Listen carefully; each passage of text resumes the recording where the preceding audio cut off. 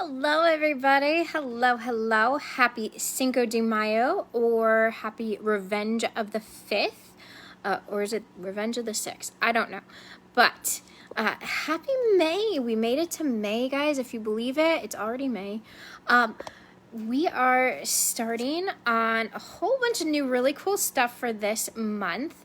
Last month we talked about financial awareness, and before we move into our new topic for this month, just a reminder that the Horizons Light Campfire Coaching Book Club, the tickets are up and live. You can find that link in the Facebook group, and I am super excited. We're going to start May 25th. It's an 8-week coaching and book club, so you'll want to get your copy of the book 5 Lessons a Millionaire Taught Me by Richard Paul Evans, fabulous writer. He's got so many great advice, great tips to help people out, and we are going to talk about basics and a lot of great information and insight and tips and tricks around living your most abundant and wealthy life. So we're going to have a lot of fun with that. We'll do some practical ideas and advice, and we'll also connect with a lot of mindset around money and money stories and all of that. So we'll do some cool stuff together. And so if you're interested, it's $35 for 8 sessions. You can sign up at Eventbrite. Their link is in the Facebook group. You'll also want to buy your copy of the book. I believe it's $10 on Barnes & Noble, and I believe about the same as a Kindle on or Audible on Amazon. So whatever your preference is good. And so we will start that. So I hope you guys join us, and Zoe. We will have fun with that. So we are in a new month, which means a new topic to talk about, and we're going to talk about mindset, because mindset is pretty much everything. If you're not aware of your mindset, it's easy to allow life to kind of steamroll you. You want to be aware of what kind of mindset you are fostering and cultivating, because that makes a difference. It makes all the difference in the world between what being a successful, happy life, being in a successful, happy life, or just kind of doing what you gotta do and being on defense mode, or just and being constantly negative, all of that. It all boils down to mindset, and we talk about that a lot if you work with me as a client. So today, this week, we're focusing on growth mindset. So mindset, that's that muscle, that's the idea in your mind, the awareness of, this is how I'm thinking about things, this is how I'm approaching things. This is the belief system and my overarching practice of coming into things. So you might have a positive mindset, you might have a negative mindset, a defensive mindset. There's a lot of different kinds of mindsets, and you have to be the one who chooses what kind of mindset you want to have as you approach your life. So growth mindset is the one we're talking about today.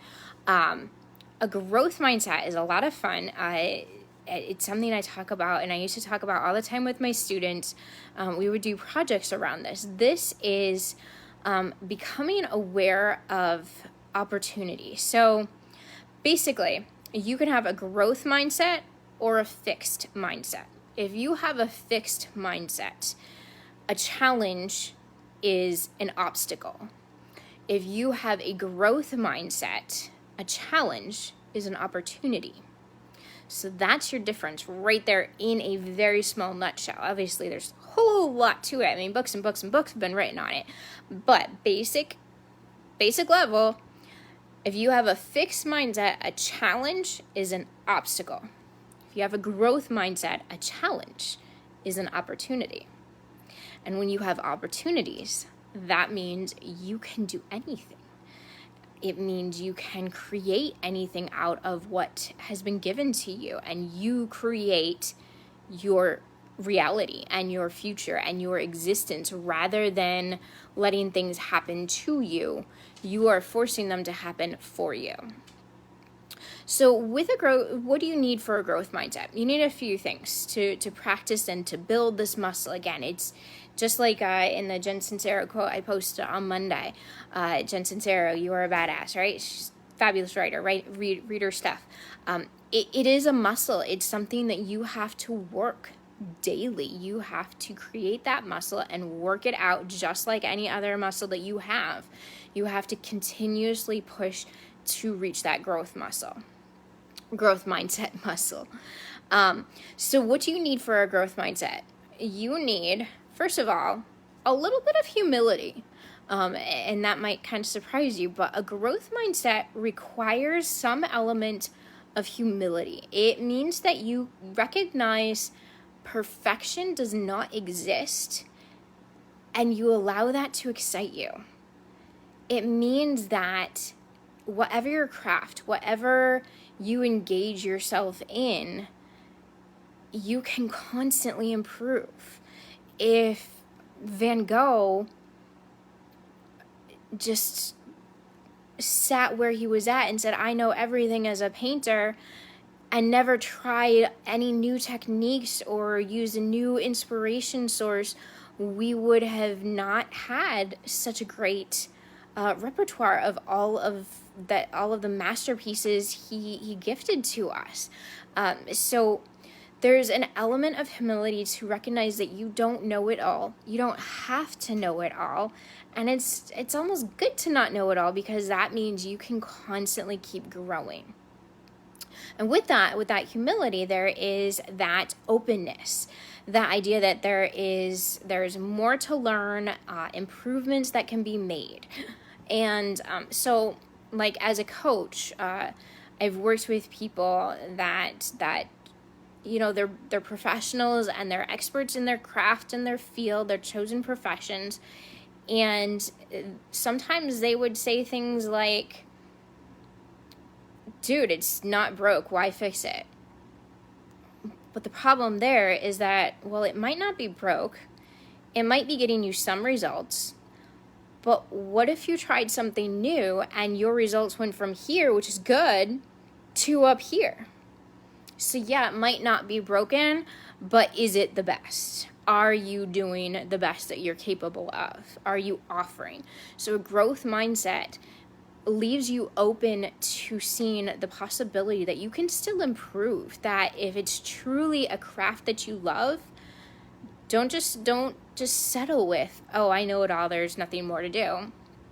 No, there is always more and new and evolving techniques and strategies, whatever it is that you're focusing on, whether it's a growth mindset with your profession or your hobby or craft as an artist or a dancer, or your athletics with bodybuilding, or with your relationships. You know, it's all about growth, learning how to learn more, learn how to work better with your partner. There's a million things they say that the more you learn, the more you, no, sorry, let me try this again. The more you learn, the more you realize how little you know. And that's the truth. There is an infinite world of knowledge and understandings and theories and beliefs and ideas, and it just keeps growing. And while it can be intimidating in some sense, it also can be exciting. You don't have to know it all. You're not going to know it all ever, but you can always learn something new. Always. So humility is required for a growth mindset.